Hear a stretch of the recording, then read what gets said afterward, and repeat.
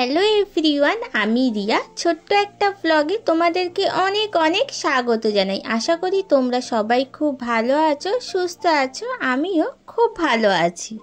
আজকে আমি তোমাদের কাছে যে ব্লগটা নিয়ে চলে এসেছি সেটা হলো, আমি তো বেহালায় থাকি, আর বেহালার কাছাকাছি শিলপাড়া বলে একটা জায়গা আছে। তো সেখানে প্রত্যেক বছরই হয় চামুন্ডা মেলা। তো এবছরও সেই চামুন্ডা মেলায় আমি চলে গিয়েছিলাম। তো আমি কালী পুজোর পরের দিনই চামুন্ডা মেলায় ঘুরতে চলে গিয়েছিলাম। তো সেই চামুন্ডা মেলার ব্লগটা তোমাদের কাছে নিয়ে চলে এসেছি। কালী পুজো মানেই হলো চারিদিকে আলোর মেলা। তো আমাদের এখানে যে এই চামুন্ডা মেলা হয়, এখানে এই প্যান্ডেলটা সিম্পল করে, কিন্তু চারিদিকে আলোর মেলা খুব সুন্দর করে। এখানে লাইটিং দিয়ে খুব সুন্দর করে এই অলি গলিগুলো ভালোভাবে সাজিয়ে দেয়। কালী পুজোর দিন ভেবেছিলাম এই চামুন্ডা কালী পুজোটা দেখতে যাব। এখানে বিশাল বড় করে এই পুজোটা হয়, কিন্তু ওই দিনকার অমাবস্যা থাকে বলে তাই আর যেতে পারিনি। তাই চলে গিয়েছিলাম পরের দিন। তারপরে অলিতে গলিতে লাইটিং দেখতে দেখতে পৌঁছে গেলাম ঠাকুরের প্যান্ডেলে। এই যে চামুন্ডা কালী পুজোর মেলায় আমি গিয়েছিলাম, এটা হলো হালদার বাড়ির চামুন্ডা কালী পুজো। তো ওরা আগে বাড়িতেই এই পুজোটা করতো, এখন সেই পুজোটা ওরা বারোয়ারি পুজো করে তুলেছে। কিন্তু এই চামুন্ডা কালী পুজোটা ওদের বাড়ির নিয়ম অনুসারেই এখানে কিন্তু পুজোটা করা হয়। তো ঠাকুরটা এত সুন্দর করেছিল যে চোখ ফেরানোই যাচ্ছিল না। ঠাকুর দেখা হয়ে যাওয়ার পরে পাশে বিশাল বড় একটা মাঠ আছে, আর এই মাঠের মধ্যে এই প্যান্ডেলটা হয়, আর এই মাঠের বসে বিশাল বড় একটা মেলা। তো সেই মেলায় চলে গিয়েছিলাম। মেলা থেকে খুব একটা কিছু কিনিনি, কিন্তু একটা জিনিস না কিনলেই নয়, মেয়েরা একটুখানি কানের দুলের প্রতি অ্যাডিক্টেড থাকে। তো আমি এই কানের দুলটা কিনে নিয়েছিলাম ইয়েলো কালারের। কানের দুলটা খুব পছন্দ হয়েছিল, তাই জন্য কিনেছিলাম। এরপরে চলে গেলাম সোজা পাপড়ি চাটের দোকানে। সেখান থেকে পাপড়ি চাট খেলাম।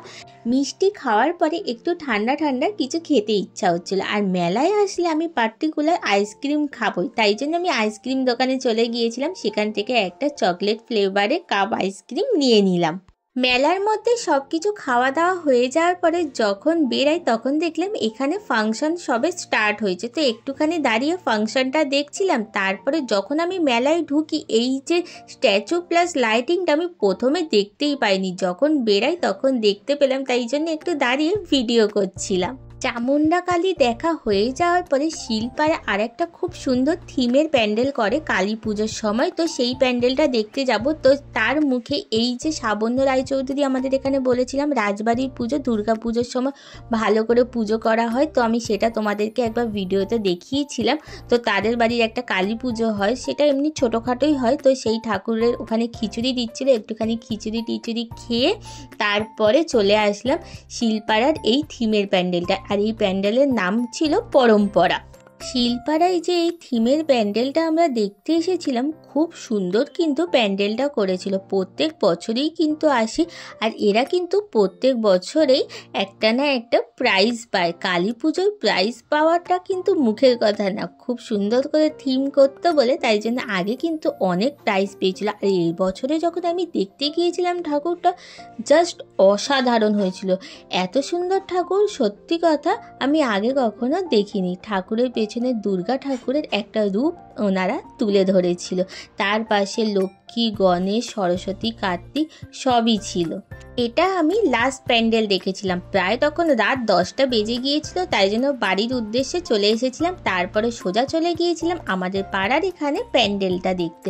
তো আমাদের পাড়ার যে প্যান্ডেলটা করেছিল আর তার সঙ্গে যে ঠাকুরটা করেছিল, খুব সুন্দরই করেছিল। তো আজকের ভিডিওটা আমার এই পর্যন্ত। তো তাহলে কালী পুজোর ব্লগটা তোমাদের কেমন লাগলো অবশ্যই কিন্তু আমাকে কমেন্ট করে জানিও। দেখা হবে নেক্সট আর একটা সুন্দর ব্লগ নিয়ে। টাটা।